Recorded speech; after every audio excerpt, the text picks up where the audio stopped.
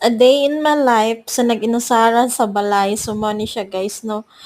Nag-crave gyud ko og cucumber salad with apple niya. Ako siyang gisagulan og San Marino tuna.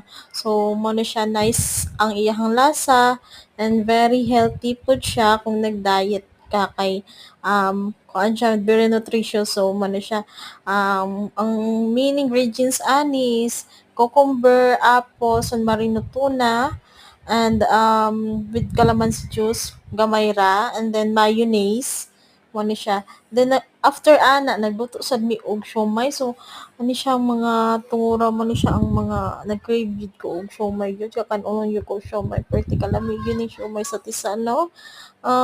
Mo na siya gidaghan ako og limon, na siya kaming duha ni mama ang nangaon na ani guys. So very very lami gyud kaayo. As in lami ang iyahang kuan lasa gyud. So man na siya nagluto gyud ko. 15 kabuok akong gilutoan na guys. So ganamanam na mugkaon ni mama. And then nag-crave na po ko sulod adlaw og saging diyan na ay wala may ginamos available sa silingan nga tindahan na may buwad so buwad na lang akong gipare sa saging no. So muna siya lami kay ang saging kalbangaan.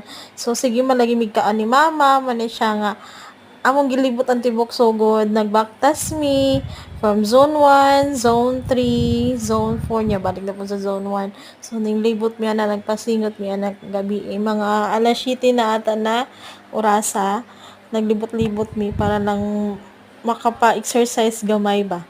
Sige man og ka. So mo ni siya kami po din sa akong manghod no nang libot mi ni gabi so until May 31 lang naman ang sugod night market muna siya mo yung tanaw kung napad tinuod ba yun nga until May 31 na sila so kana siya guys mingaw na gyud ang kalsada wala na night market